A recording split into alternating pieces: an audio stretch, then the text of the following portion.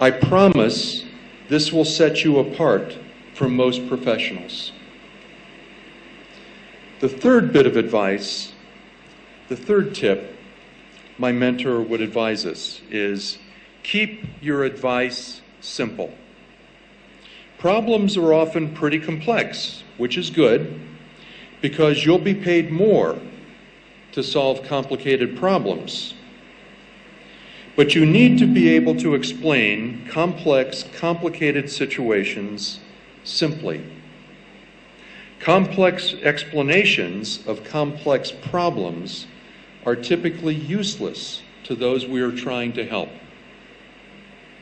Moreover, if you can't explain a problem or a solution relatively simply, you probably don't understand it yourself.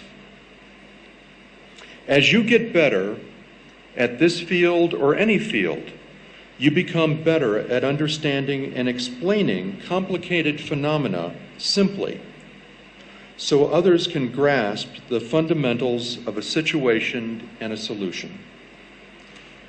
So remember, in terms of your professional work, understand the objective that you're striving for always. Be useful and keep it simple. So mindful of my mentor's advice, as an advice giver now, I will try to simply explain some useful advice that I hope addresses your interests. Recognize that I didn't have a chance to listen deeply to understand your goals before designing this talk.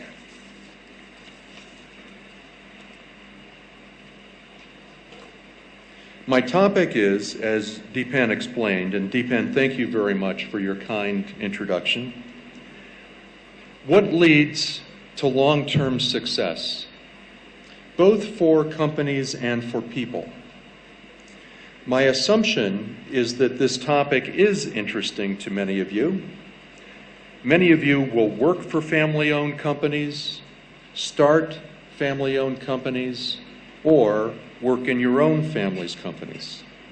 And of course, we're all people interested in leading a successful life. So, here goes. And I should add, an understandable and strong interest of most graduates is to get quickly through the commencement speech so they can receive their diplomas and celebrate. So I'll try to be direct and brief with the remainder of my comments. Now, it would be natural for you to assume that I'm giving you an American view of success. Actually, my perspective on this topic isn't particularly American.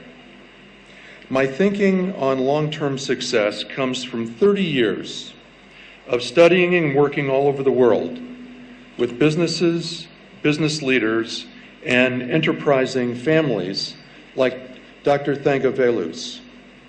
I've worked in many industries and in over 60 countries, including this one. That's a lot of countries. And I've found that businesses and families and people don't vary much in their basic nature. What drives business and family and personal success in one country or culture mostly translates to other countries and cultures. As you explore the world, I predict that you'll see the same thing. So we have a lot to learn, and we can learn from one another. The big lesson I want to communicate is that long-term success is created mostly by uncommon habits, things that take real discipline to do on a regular basis, and requires sacrificing some things in life to maintain this discipline. After all, if long-term success were easy, more people and families and companies would achieve it. But you, your family, and your company can achieve it. And I will tell you how, with one exception: luck. Luck clearly influences long-term success, and I really wish today that I could tell you how to be lucky. If I could, I would fill stadiums of people wanting to learn my lessons. So I can't do that, but I can tell you the following. People generally highly value success that lasts for a long time. Success at anything doesn't need to last a long time, and generally it doesn't, which may be partly why we value it and are intrigued by it. Success for a short time is probably better than no success. For example, movie stars, I have learned, usually have short-term success if they become successful at all. I did a thorough research study on this topic yesterday in the Delhi airport, reading, I think, the Delhi Times. Politicians who rise in popularity also generally fall in popularity, which is undoubtedly a good thing. Businesses also tend not to last very long. Most businesses have a particularly short life. In the US, half of all businesses that are started fail within 5 years.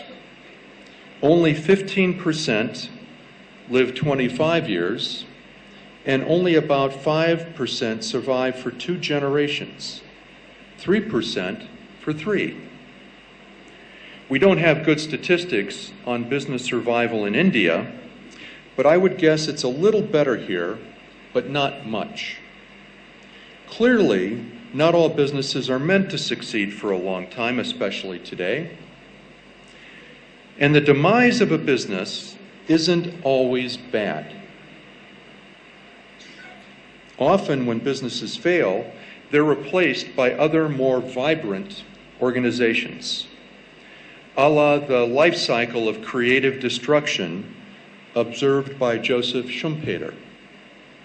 But the premature death of a company can be very costly. Jobs are lost, communities are disrupted, lives are disadvantaged, and forward progress can be interrupted.